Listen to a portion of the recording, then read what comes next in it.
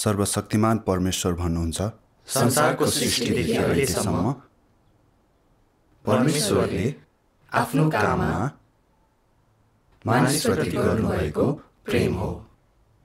तैँले देखेको सजाय र न्याय अझ बढी सत्य र साँचो प्रेम हो, जसले मानिसहरूलाई जीवनको सही मार्गमा डोर्याउँछ। उहाँले गर्नुभएका सबै कामहरूको उद्देश्य मानिसहरूलाई सही मार्गमा डोर्याउनु हो, ताकि तिनीहरू सामान्य मानिसहरू झैँ जिउन सकुन्, किनकि तिनीहरूले जिउने तरिका जान्दैनन् र यो अगुवाई बिना तैँले रित्तो जीवन जिउनेछस्। तेरो जीवन अर्थहीन हुनेछ र तँ एक सामान्य व्यक्ति बन्न सक्ने छैनस्। मानिसलाई जित्नुको सबैभन्दा गहिरो अर्थ यही हो। आमेन। परमेश्वरका वचनहरूले भन्छ, तैँले देखेको सजाय र न्याय अझ बढी सत्य र साँचो प्रेम हो, जसले मानिसहरूलाई जीवनको सही मार्गमा डोर्याउँछ। मैले अनुभव गरेको परमेश्वरका यी वचनहरूको बारेमा कुरा गर्न चाहन्छु। परमेश्वरको जय होस्। म गाउँमा जन्मिएँ। मेरा बुबा आमा किसान हुनुहुन्थ्यो। गरिब भएकाले गाउँलेहरूले हेप्ने गर्थे। म उनीहरूलाई सक्षम भएर देखाउन चाहन्थेँ। किशोर अवस्थामा म सेनामा भर्ती भएँ। जागिरमा बढुवा पाइने आशामा जस्तोसुकै काम पनि गर्थेँ, तर मेरो बढुवा भएन। त्यसपछि मैले बुझेँ, बढुवाका लागि कडा मेहनत होइन, उपहार पो चाहिँदो रहेछ। हो, सही। मलाई नराम्रो लागे पनि बढुवा चाहिएकाले म भन्दा माथिका कर्मचारीलाई मेरो बचतको सबै पैसा दिएँ र बढुवाका लागि योग्य भएँ। म उपहार दिन नसक्ने भएकोले मलाई सैन्य विद्यालयपछि खाना पकाउन पठाइयो। मलाई थाहा थियो कि चाकडी नगरिकन कसैले केही पनि पाउन सक्दैनथ्यो। मलाई कहीँ कतै पुग्नु थियो भने उपहारहरूका लागि पैसा चाहिन्थ्यो, अन्यथा मेरो मेहनत खेर जान्थ्यो। हो, सही। मैले पैसा कमाएर प्रगति गर्नुको निम्ति सक्ने जति सबै गरेँ। म भन्दा माथिका कर्मचारीलाई उपहार दिएँ, उनीहरूको चाकडी गरेँ। मलाई थाहा थियो कि यो काम गैर कानुनी हो र सधैँ पक्राउ परिन्छ कि भन्ने डर लाग्थ्यो। म डराइ बाँचिरहेँ, तर अधिकृत बन्ने सोचले मलाई अघि बढाइरह्यो। आखिरमा म बटालियन कमान्डर भएँ। म घर गएपछि गाउँलेहरूले मेरो चाप्लुसी गर्थे। यसले मेरो अहमतालाई दह्रो बनायो।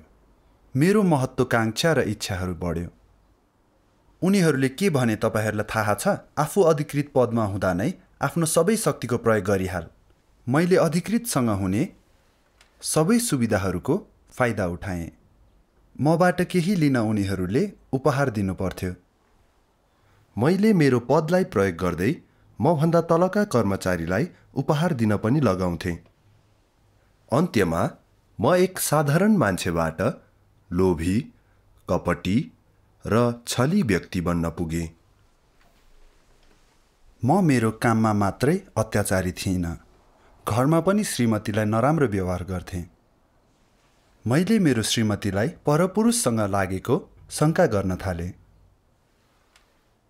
आखिरमा उनले असह्य भएर सम्बन्ध विच्छेद मागिन्। मेरो सुखी परिवार लथालिङ्ग हुन थाल्यो र छोराले पनि दुःख पाउन थाल्यो। मलाई एकदमै नराम्रो लाग्यो। सानैदेखि अरूभन्दा राम्रो हुनुपर्छ भन्नेमा दृढ थिएँ। म र मेरी श्रीमतीको जागिर राम्रो थियो र हामीले सहज जीवन बिताएका थियौँ। अरूले हाम्रो सधैँ प्रशंसा गर्दा म खुसी र सन्तुष्ट हुनुपर्दछ भन्ने सोच्थेँ। तर किन मलाई खाली लाग्थ्यो? मैले किन यस्तो पीडा भोगिरहेको थिएँ? के मैले चाहेको जीवन यही नै हो त? जीवन जिउने सही तरिका के थियो? मैले कुनै उत्तर पाइनँ। मैले आफू हराएको जस्तो महसुस गरेँ। त्यसपछि श्रीमतीले सर्वशक्तिमान परमेश्वरको सुसमाचारलाई स्वीकारिन् र सधैँ भेला भएर सङ्गति गर्न थालिन्। त्यसपछि उनीमा सकारात्मकता देखिन थाल्यो। उनलाई झगडा गर्न वा सम्बन्ध विच्छेद गर्न इच्छा भएन। उनी परिवर्तन भएको देखेर लाग्यो कि परमेश्वर महान हुनुहुन्छ। मैले सर्वशक्तिमान परमेश्वरको वचनहरू पढेँ र मलाई उहाँमाथि विश्वास जाग्यो। आमेन। म मण्डलीको जीवन जिउन थालेँ र त्यसपछि मैले सर्वशक्तिमान परमेश्वरको मण्डली यो संसारभन्दा फरक छ भन्ने थाहा पाएँ। यहाँ सबैले परमेश्वरका सत्यको सङ्गति गर्ने गर्छन्। उनीहरू परमेश्वरको वचन अनुसार जिउन र इमान्दार हुन खोज्छन्। यो ठाउँ शुद्ध भएको र मैले कहिल्यै अनुभव नगरेको स्वतन्त्रताको महसुस गरेँ। परमेश्वरलाई धन्यवाद। परमेश्वरका वचनहरू सङ्कलन गरेर र पढेपछि मैले परमेश्वर पवित्र तथा धर्मी हुनुका साथै भ्रष्ट मानिसलाई घृणा गर्नुहुन्छ भन्ने सिकेँ। सही हो। म सेनामा हुँदा धेरै गलत बानीहरू बसे। पश्चाताप बिना परमेश्वरले मलाई घृणा गर्नुहुन्थ्यो। त्यसपछि मैले परमेश्वरका यी वचनहरू पढेँ।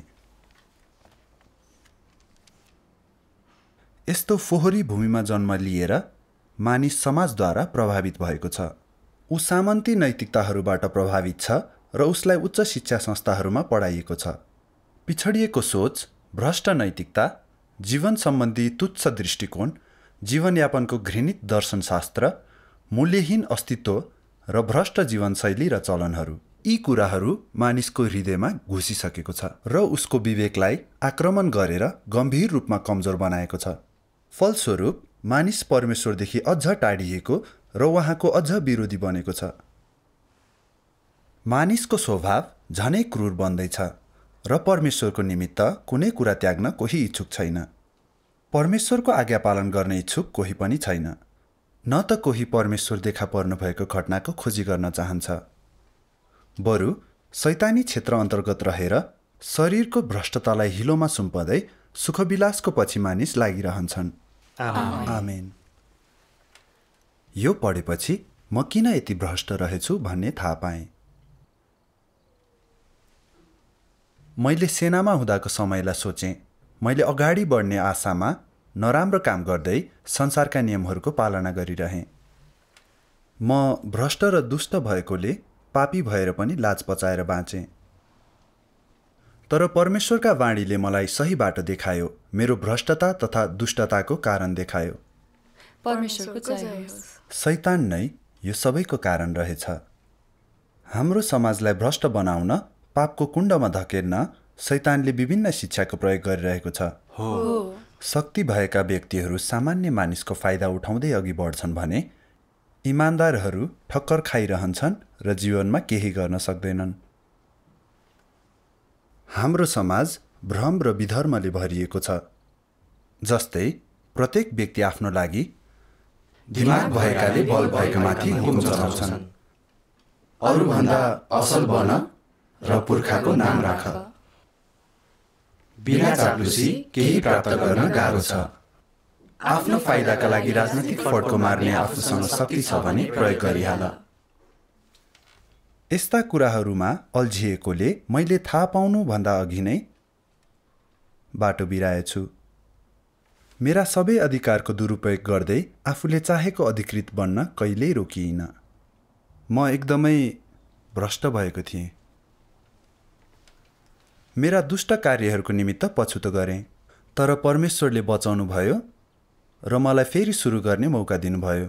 नत्र मैले सजाय पाउँथेँ र मेरो व्यवहारको लागि श्रापित हुन्थेँ। सही कुरा। म परमेश्वरप्रति आभारी छु। अन्ततः मैले सेनाको जागिर छोड्ने निधो गरेँ। तर वरिष्ठ कर्मचारीले मलाई उपकमान्डरमा बढुवा गरिदिने भन्दै जागिर नछोड भने। म हिचकिचाएँ। कमान्डर, आखिर मैले सधैँ चाहेको पनि त त्यही थियो। यो कुराले मलाई अलमल्लमा पार्यो। त्यसैले परमेश्वरलाई प्रार्थना गरेँ र खोजेँ। परमेश्वरलाई धन्यवाद। अनि परमेश्वरका यी वचनहरू पढेँ। यदि त ज्ञान भएको, प्रशस्त सम्पत्तिको मालिक र धेरैको समर्थन भएको, उच्च स्थान, सम्माननीय प्रतिष्ठामा छस्, तर पनि यी कुराहरूले उहाँको आज्ञालाई स्वीकार गर्न र तँबाट परमेश्वरले माग्नुभएका कार्यहरू गर्नका लागि उहाँका सामु आउन रोकेनन् भने तैँले गर्ने कुराहरू यस पृथ्वीमा अति अर्थपूर्ण अभियान र मानव जातिका निमित्त अति धार्मिक कार्य हुनेछन्।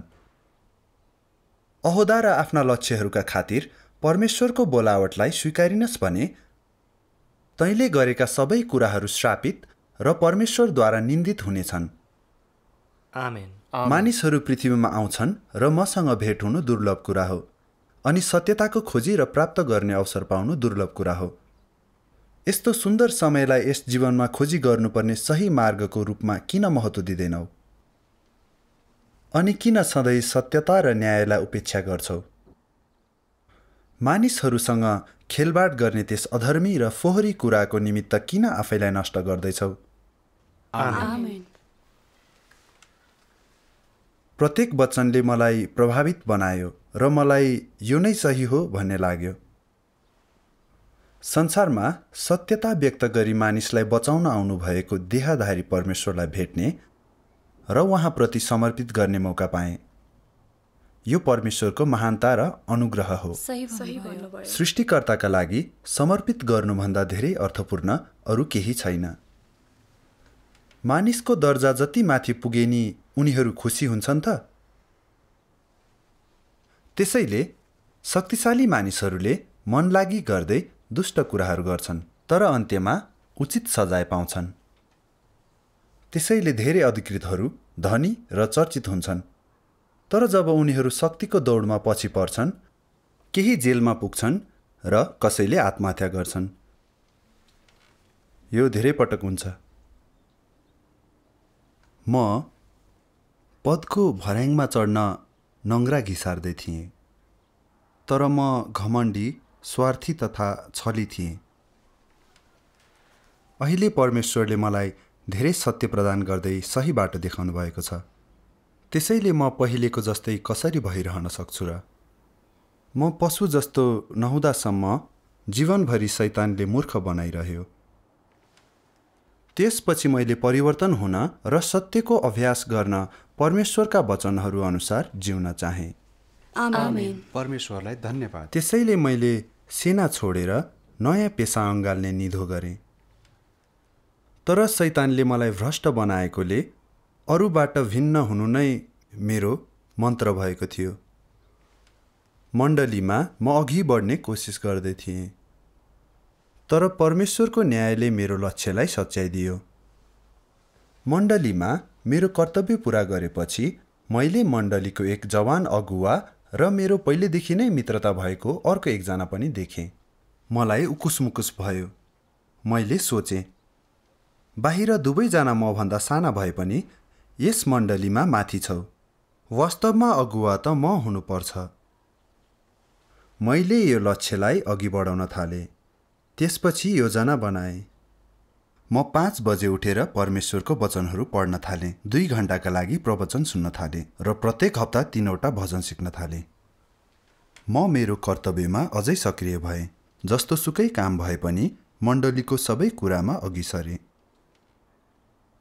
भेलाहरूमा मेरो सेनाको अनुभव र क्षमताहरूको गफ लगाउँथे र मण्डलीको नेतृत्वलाई समेत उपेक्षा गर्थे। कहिलेकाहीँ म उनीहरूले गरेको कामको समेत निन्दा गर्थे। मण्डलीको अगुवा बन्ने आशामा म यसरी नै जिउँदै गएँ। एक पटक अगुवाले गलत तरिकाले केही गरेको देखेँ। मैले उनलाई गल्ती गर्दा गाली गरेँ र राजीनामा दिनुपर्छ भने। म अर्को चुनावमा अगुवामा चुनिन्छु भन्ने आशामा थिएँ। तर अरूले यो कुरा थाहा पाएपछि म कहाँ आए अनि मलाई छली र महत्त्वकाङ्क्षी भने। त्यसपछि समूह अगुवाको जिम्मेवारी गुमाएँ। यसले मलाई एकदमै दुखी बनायो। मैले सोचेँ, कुनै बेलाको कमान्डर म अहिले मण्डलीको समूह पनि अगुवाई गर्न सक्दिनँ। धेरै महिनापछि पनि मैले यसलाई इन्कार गरि नै रहेँ। मैले बैठकहरूमा कुरा गर्न छोडिदिएँ। मेरो आत्मा अँध्यारो भयो र मैले परमेश्वरलाई महसुस गर्न छोडेँ। त्यसपछि म डराएँ अनि म परमेश्वरको अगाडि प्रार्थना गर्न हतारिएर गएँ। आमेन। मैले परमेश्वरका यी वचनहरू पढेँ। आफ्नो खोजीमा अत्यन्तै धेरै धारणा, आशा र भविष्य बोक्छौ। अहिलेको काम तिमीहरूको हैसियत र अरू असाधारण चाहनाहरूको निराकरण गर्नु हो।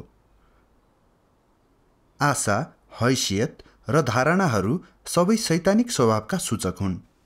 तिमीहरू अब अनुयायी हौ र यस चरणको कामको बारेमा केही बुझेका छौ। यद्यपि आफ्नो हैसियतको इच्छालाई अझै पन्छाएका छैनौ। तिमीहरूको हैसियत उच्च हुँदा असल तरिकाले खोजी गर्छौ, तर कम हुँदा खोजी नै गर्दैनौ। हैसियतका आशिषहरू सधैँ तिमीहरूको मनमा हुन्छन्।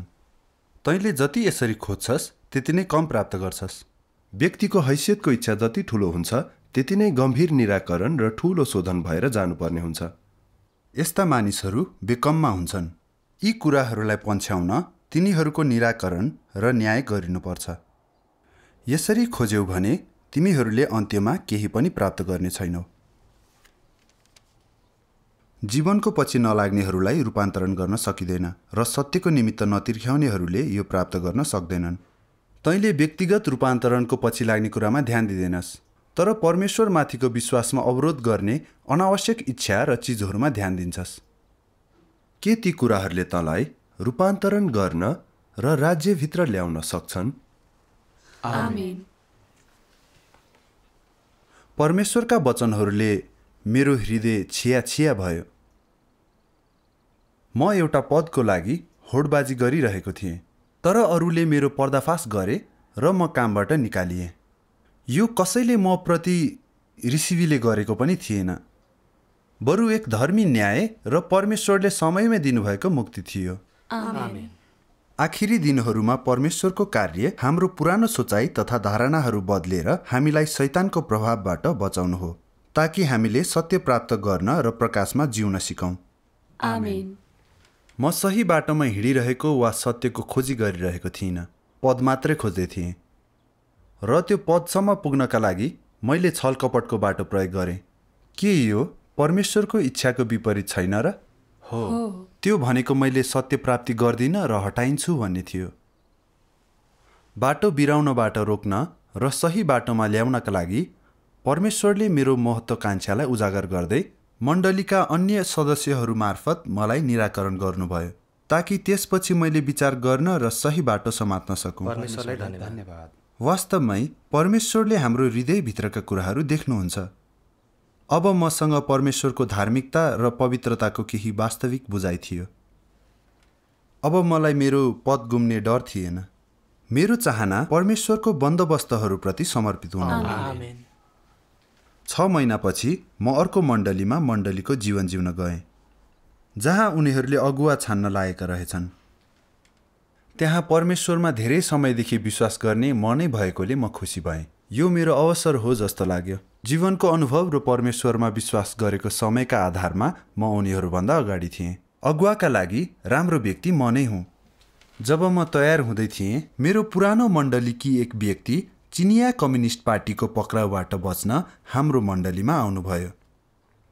त्यसैले मैले सोचेँ, पुरानो मण्डलीमा मैले पदका लागि होडबाजी गरेको उनलाई थाहा छ।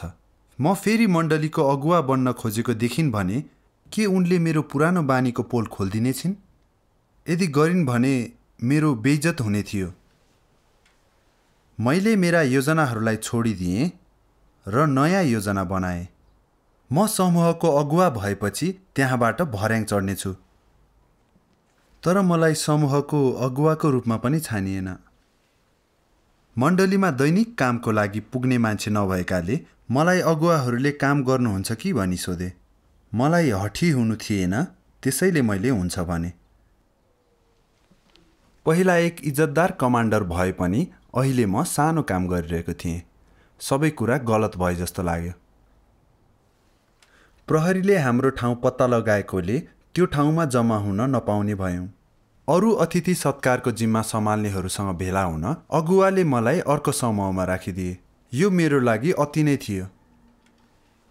मैले झिना मसिना काम मात्रै होइन, अतिथि सत्कार गर्नेहरूसँग भेला हुँदै थिएँ। यो मेरो लागि अपमानजनक थियो। म कसरी यति पछाडि धकेलिएँ? यदि यस्तै भइरह्यो भने अन्त्यमा मेरो के हुन्छ? म झन्झन दुखी भएँ। मैले गर्न सक्ने भनेको परमेश्वरलाई प्रार्थना मात्रै थियो। त्यसपछि परमेश्वरकै वचनहरू पढेँ। धेरै वर्षसम्म अस्तित्वका लागि मानिसहरू भर परेका सोचले तिनीहरूको हृदय बिगारेको छ र तिनीहरू छली, डरपोक र घृणित बनेका छन्। तिनीहरूमा इच्छा शक्तिको अभाव मात्र नभई लोभी, अहङ्कारी र मनलागी गर्ने पनि भएका छन्। तिनीहरूसँग स्वयंलाई उछिन्ने सङ्कल्पको अभाव छ र अँध्यारा शक्तिहरूबाट मुक्त हुने अलिकति पनि साहस छैन। मानिसहरूका विचार र जीवन यति कुहिएका छन् कि परमेश्वरमाथिको तिनीहरूको विश्वासको सम्बन्धमा तिनीहरूले राख्ने गरेका दृष्टिकोणहरू घृणित र सुन्नै नसकिने छन्। मानिसहरू डरपोक, अयोग्य, घृणित र कमजोर छन्। अन्धकारका शक्तिहरूप्रति घृणा महसुस गर्दैनन् र तिनीहरू ज्योति र सत्यताप्रति प्रेमको महसुस नगरी तिनलाई निष्कासित गर्ने र प्रयास गर्छन्। के तिमीहरूका अहिलेका सोच र दृष्टिकोणहरू यस्तै छैनन् र? मेरो परमेश्वरमाथिको विश्वासको कारणले म माथि आशिषहरूको वर्षा हुनुपर्छ र मेरो हैसियत कहिले फुत्कनु हुँदैन। सधैँ गैर विश्वासीहरूभन्दा उच्च रहनुपर्छ। तिमीहरूले यस्तो दृष्टिकोण केवल 1 वा 2 वर्षदेखि मात्र नभई धेरै वर्षदेखि राखेका छौ। तिमीहरूको कारोबारी तरिकाको सोचाइ अति विकसित भएको छ। तिमीहरूले यस चरणमा पनि हैसियतलाई अझ छाडेका छैनौ। तर एक दिन तिमीहरूको हैसियत गुम्नेछ र नाम नष्ट हुनेछ भन्ने डरले यसबारे निरन्तर सोधपुछ र दिनहुँ अवलोकन गर्छौ। मानिसहरूले सहजताप्रतिको चाहनालाई कहिल्यै पन्छाएका छैनन्। आमेन।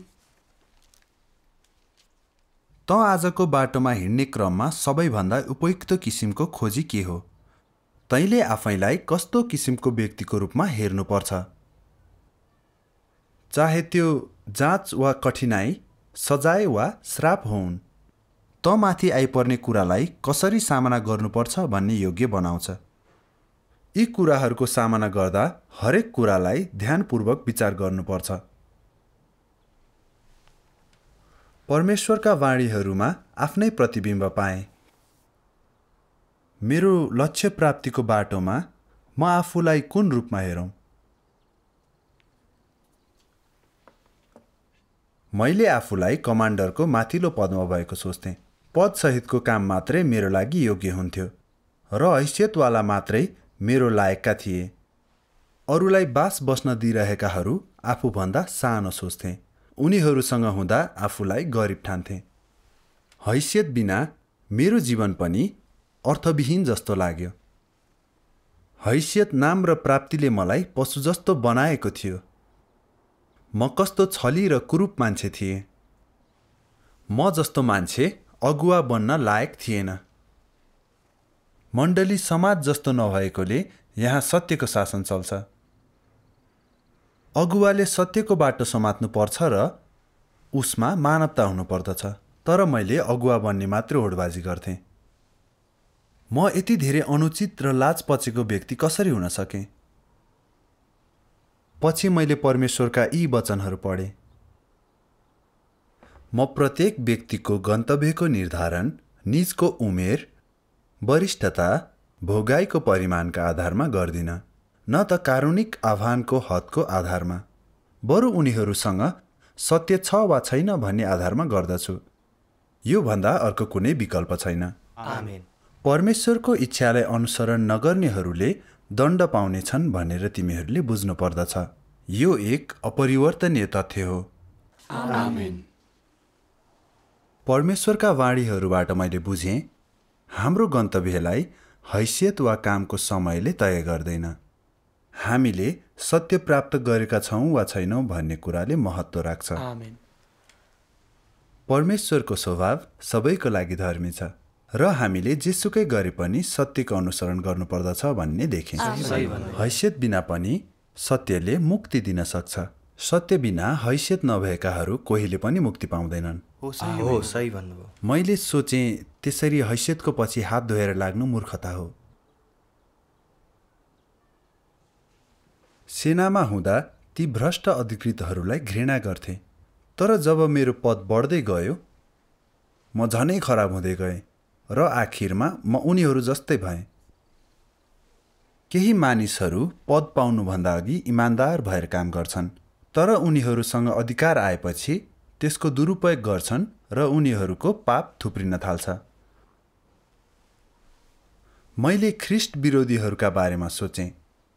उनीहरूसँग हैसियत नहुँदा दुष्कर्म नगरेको जस्तो देखिन्थ्यो, तर जब हैसियत आयो उनीहरूले अरूलाई हेप्न थाले।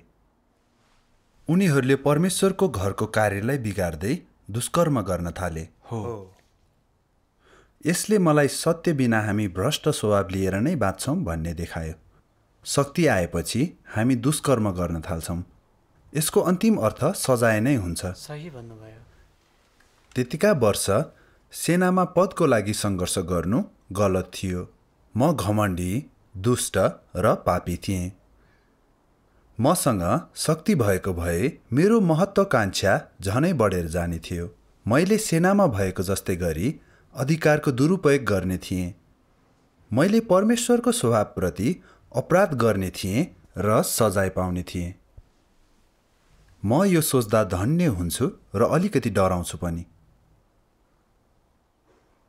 परमेश्वरले हरेक पटक मेरो महत्त्वाकांक्षा पूरा हुनबाट रोकिदिनुभयो। त्यो उहाँबाट पाइने मुक्ति र मेरो लागि सुरक्षा थियो। परमेश्वरको अन्तर्दृष्टिका लागि धन्यवाद, जसले हैसियतको पछि लाग्दा भोग्नुपर्ने परिणाम देखायो। मैले सत्य कति महत्त्वपूर्ण छ भनेर देखेँ। आमेन। त्यो समयदेखि यता म भ्रष्टतालाई सुधार्न सत्यको बाटोलाई पछ्याउँदै आएको छु। मण्डलीले जे काम गराउन खोजे पनि मैले पदमा ध्यान दिएको छैन। बरु मैले सत्यको खोजी गर्न र काम गर्नमा ध्यान दिएँ। यो तरिकाले अभ्यास गर्न थालेदेखि मैले परमेश्वरको उपस्थिति महसुस गर्न सकेँ र मलाई धेरै शान्ति र आनन्दको अनुभूति भयो। परमेश्वरलाई धन्यवाद। केही समयपछि थाहा पाएँ कि म अरूभन्दा धेरै नै नम्र थिएँ। मैले सेनामा हुँदा जस्तो देखावटी गर्न छोडेँ। जब अरूले मेरो गल्ती कोट्याउँथ्यो, म सचेत भएर परमेश्वरलाई प्रार्थना गर्थेँ, आफूलाई जान्ने कोसिस गर्थेँ। म घमण्ड नगरी अरूलाई आफू समान ठान्थेँ। मैले थाहा पाउनुभन्दा अघि नै मेरो खोजीप्रतिको सोचाइमा परिवर्तन आइसकेको रहेछ। हैसियत र ख्याति जस्ता कुराले मलाई समातेर राख्न छोड्यो। म भन्दा पछि परमेश्वरमा विश्वास गरेका मान्छेहरू मण्डलीको अगुवा हुँदा मलाई अझै पनि जलन हुन्थ्यो, तर प्रार्थना र सत्यको खोजीले त्यो जलनबाट मुक्त हुन सकेँ। परमेश्वरलाई धन्यवाद। अहिले म श्रीमतीसँग मिलेर घरको कर्तव्य पूरा गर्छु। धेरै राम्रो काम त होइन, तर म सन्तुष्ट छु। परमेश्वरको जय। हाम्रो जीवनमा हामी त्यागको अभ्यास गर्छौँ र हामी सत्य बोल्ने जोसुकैको पनि कुरा सुन्छौँ। मलाई सर्वशक्तिमान परमेश्वरले परिवर्तन गराउनुभयो। उहाँले मेरो विवाह र घर परिवार बिग्रनबाट जोगाउनुभयो र भ्रष्टताबाट जोगाउनुभयो। परमेश्वरलाई धन्यवाद।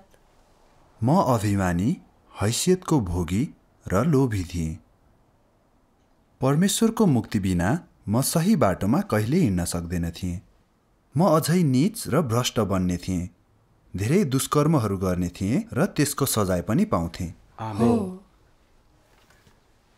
मैले परमेश्वरको मुक्ति र प्रेम महसुस गरेँ। आमेन। केही समयका लागि मानव जस्तै जिउन सिकेँ। यो सबै परमेश्वरको न्याय र सजायले गर्दा नै हो। परमेश्वरलाई धन्यवाद।